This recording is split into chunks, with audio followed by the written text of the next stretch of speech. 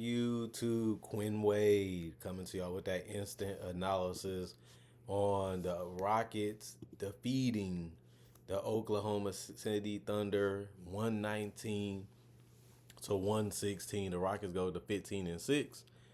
The Thunder fall to 15-5. The Rockets actually got off to a great start, winning the first quarter 33-28. The Thunder came back and showed that it ain't going to be an easy game with a 32-29 second quarter and a 36-29 third quarter. But ultimately, the Rockets won the fourth quarter 28-20. It was a good back and forth game where the Rockets was making some threes, primarily Van Fleet did a logo three that he had to throw up because the shot clock was about to violate him, but he was able to throw it up and make it. And then he actually pulled up from three earlier than before that and was able to knock down that three.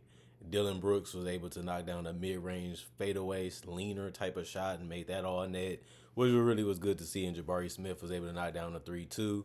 And they had to, most teams don't want to shoot the mid-range jumper, but when you run me off the three-point line, if I can't get to the paint or I can't get to the floater range, I kind of have to settle for that mid-range jump shot. But as professionals, they should be able to make it.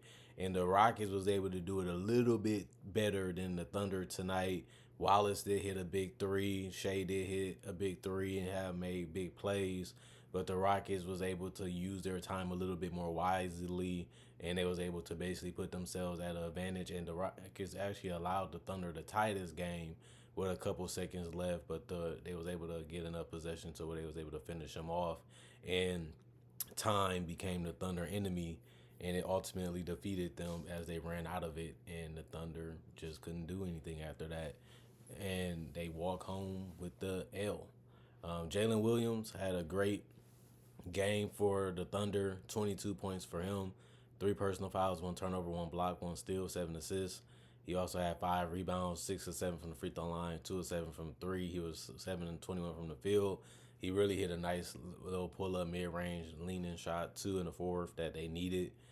Isaiah Hartenstein has been everything they have needed as a screen setter and as a scorer and as a rebounder and as a playmaker and as an interior defender. He has really been worth more money than they have gave him. But he also fits well with what they're trying to do and what they're trying to accomplish on a basketball court, and that's why you're having crazy numbers, you know, because Chet is out and he's been playing good minutes, 30 minutes today, and he has been fantastic in those minutes. 5 personal fouls, 1 turnover, 1 block, 1 steal, 4 assists, 13 rebounds, so a double-double. 2 of them was offensive rebounds, 1 of 3 from the free throw line, 0 of 1 from three, 9 of 12 from the field. Shea Gilgeous, 32 points, +6 and +- 2 personal fouls, 2 turnovers, 2 steals, 5 assists, 8 rebounds, 2 offensive rebounds, 9 of 11 from the free throw line, 3 of 7 from three, 10 of 19 from the field. And he led everybody on the Thunder in scoring with those 32 points. And he did take the most shots, and he was able to convert them at an efficient level today. And he was able to get to the free throw line a bunch, and that's what you want to see from your best player. Offensively, Lugens Dort, 6 points, +2 and +-, 6 personal fouls, 2 blocks, 1 steal, 6 assists, 3 rebounds. One was offensive, 2 of 5 from three, 2 of 6 from the field. Carson Wallace had a big three, too, to keep the Thunder in it and giving them a chance to win. 14 points, +3 and +-, 4 personal fouls, 2 assists, 9 rebounds, 5 was offensive rebounds, 1 of 2 from the free throw line, 3 of 6 from the three-point line, 5 of 11 from the field. Really good game from him. Just found a way to impact that game with the rebounding and the scoring, but he did get in a little bit of foul trouble. And Dort ultimately fouled out tonight too, which was unfortunate for them. Dylan Jones, 5 points, +8 and +-, 1 assist, 2 rebounds, 2 of 2 from the free throw line, 1 of 3 from the field. Those are his only field goal attempts. Kendrick Williams, 5 points, -14 and +-, 3 personal fouls, 2 rebounds, 1 of 4 from three, 2 of 5 from the field. Isaiah Joe, 0 points, -3 and +-, 2 personal fouls, 2 turnovers, 2 assists, 0 of 1 from three, 0 of 1 from the field. Aaron Wiggins, 13 points, -5 and +-, 3 assists, 3 rebounds, 1 of 4 from the three-point line, 6 of 12 from the field. He was the only guy that scored double figures off the bench for the Thunder. And AJ Mitchell, 0 points, -5, 1 turnover, 1 personal foul, 1 rebound, 0 of 1 from three, 0 of 4 from the field. Did not play. Coach's decisions, injuries was already known before the game, where they had an illness 42 of 94, 44% from the field, 13 of 39, 33% from the field. From three, 19 of 25, 76% from the free throw line, 46 rebounds, 30 assists, 5 steals, 4 blocks, 7 turnovers, 26 personal fouls, which is a whole lot. And that was one of the main reasons why they couldn't win today, even though the Rockets had their fair share of personal fouls too. Jabari Smith Jr. had 15 points, plus 10 and plus minus 2 personal fouls, 1 turnover, 3 blocks, 14 rebounds, so a double-double for him, 14 and 15 points. 2 offensive rebounds, 3 of 9 from the three-point line, 6 of 15 from the field. Dylan Brooks, 16 points, 5 personal fouls, 3 assists, 7 rebounds. 2 of them was offensive rebounds, 2 of 2 from the free throw line, 2 of 4 from 3. There's 6 of 11 from the field. And Alperen Sengun, 20 points, 14 rebounds, a monster game for him. 2 personal fouls, 1 turnover, 1 block, 9 assists, almost another triple-double, but he fell short with 1 pass that converted to a basket. 5 of them was offensive rebounds out of the 14, 6 of 8 from the free throw line, 1 from 3, 7 of 17 from the field. And Freddie VanVleet was the killer tonight with those 38 points. Is absolutely tough shot making from him, but he was fearless and he was smart enough to take him when he needed to, and he was confident enough to let that thing go the way that he let it go, and he was knocking them down from everywhere on the court. 3 personal fouls, 1 turnover, 3 assists, 2 rebounds, 13 to 14 from the free throw line, 5 of 9 from the 3-point line, 10 of 19 from the field. Jalen Green was held in check, 9 points plus 8 and plus minus 3 personal fouls, 4 turnovers, 1 block, 3 assists, 2 rebounds, 4 of 6 from the free throw line, 1 of 3 from the 3-point line, 2 of 6 from the field. Tari Eason had 6 points off the bench, -6 and plus minus 1 personal foul, 2 turnovers, 1 block, 2 steals, 1 assist, 5 rebounds, 3 of them was offensive, 1 of 2 from the free throw line, 1 of 5 from 3, 2 of 8 from the field.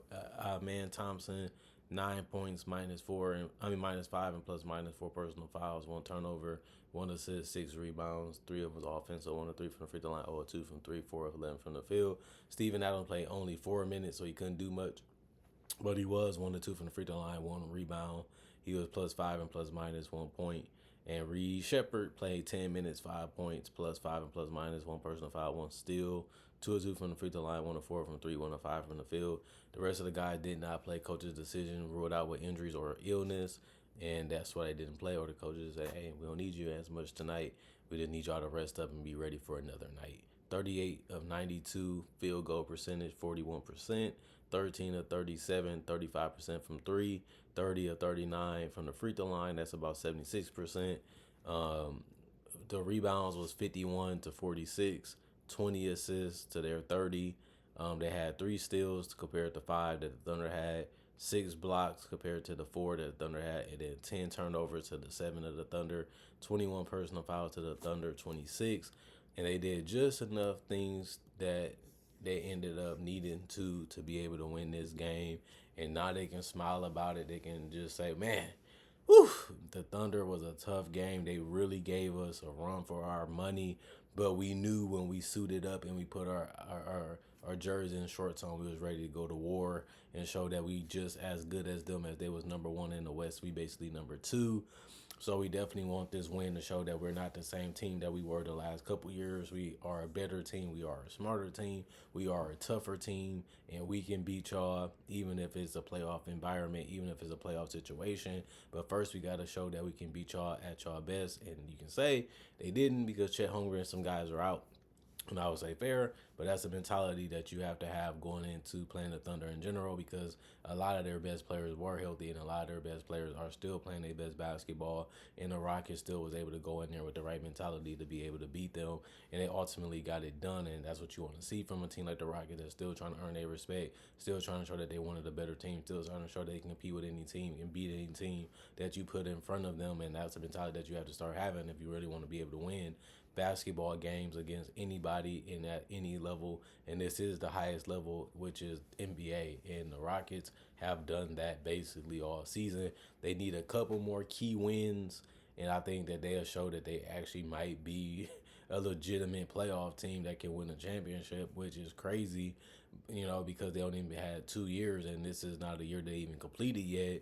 But based off how they've been winning, and based off how they've been playing, and based off how their team has been playing, they're a really tough team to defeat, and they also defend very well too. But they do have some guys that still are hit or miss in the starting lineup and coming off the bench. And I think that once they shore up that, or once they figure out how to use them better or get them to play more consistent, I think that that will take them to another level that they're not at now. But it's obviously noticeable that some of these guys, either they're having great games, they're having good games, or they're having okay games. They're not really playing consistent basketball, or they're not fitting as well as you hope that they would in the offense or in the defense, or they just don't play well with other players that they have on this roster. And once they smooth out the rotation and smooth out what they really need and smooth out what they're really trying to do, which they're trying to do on a daily basis, and you can see it, then you'll know what guys are the ones that you need to keep. You know, the guys are the ones you need to fix a little bit, and you know the guys that just don't fit what you're trying to do, even as a scheme defensively or offensively.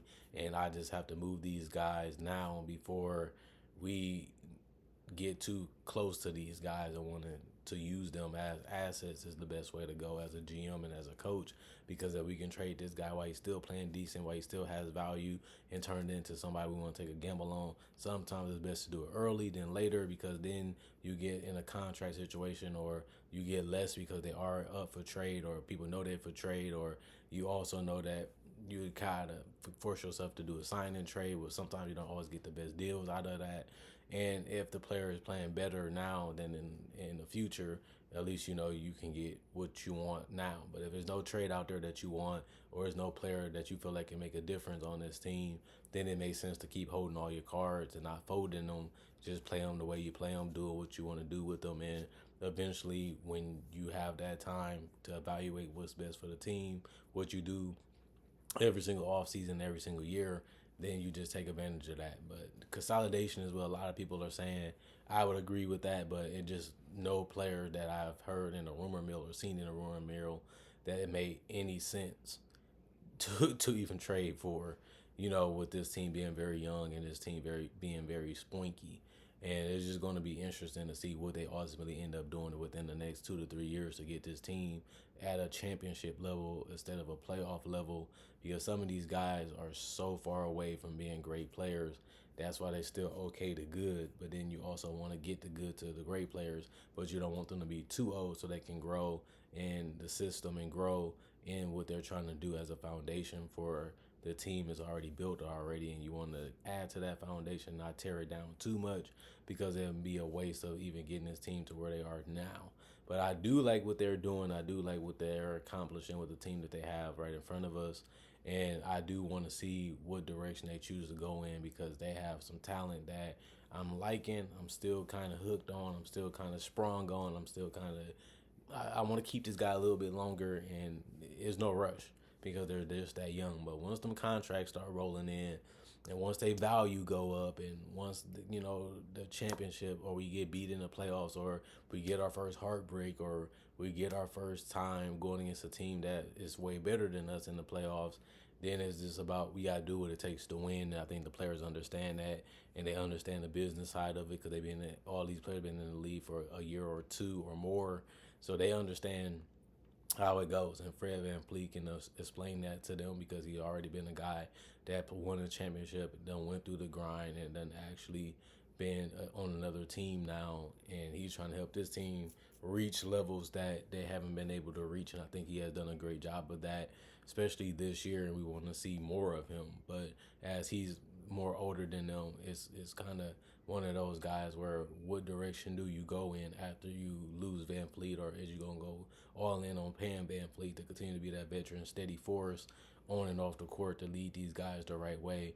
And he's a champion, so he understands what you should and you shouldn't do, and so does the coaching staff. Respect him for that reason. That's why they brought him in. But he's only going to get older, and it's going to be interesting to see what they choose to do with him in free agency. Is that a guy you want to continue to invest in, or is that a guy you want to let go and let one of these young players play the point guard, or another guy come play the point guard from them out of a draft or out of a trade situation, and then you're trying to build a younger guard to go with your younger players, and you have some wings and some guards that are still young. But this team is a tough team to gauge. You know, I feel like they're doing a lot of things right, and they're playing the game the right way, and they're playing the patient game the right way. But teams are hungry for championships, and teams fans are hungry for championships. I just hope they don't make the wrong moves or the wrong things, by feeling like they got to do it now when these players are not even 26 or even 27 for the most part. And even if they're younger than that, they still have more to show, which can either increase their value or they can go down in value because they show that they're not the player that you thought they would be. And that's going to be a full display of that.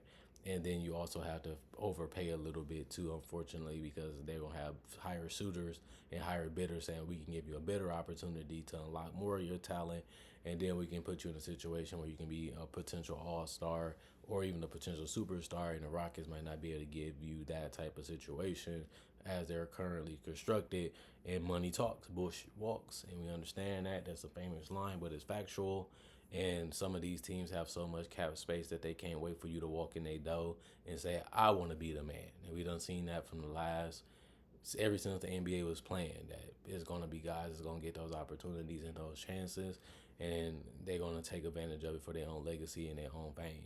Comment, like, subscribe, share, hit the notification bell for more analysis. And if you're new to what I do analysis on NBA content only. I also do a variety of conversation video just like this. And I also do breakdowns of current players, legends, rookies, and future stars. And if you want to see examples of that, check out my channel. And if you check out my channel, you'll see the content that I offer.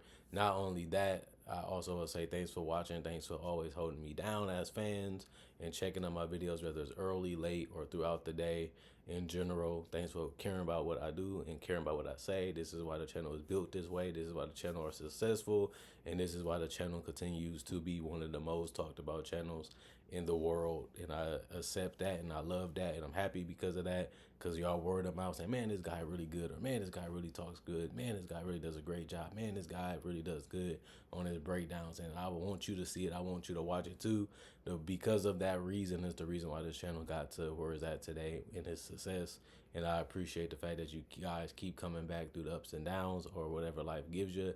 I'm going through the same thing, going through the same grind, but this channel has been so positive for me that I enjoy coming back to this, just like you guys enjoy coming back to watch. Other than that, see you guys hopefully later today.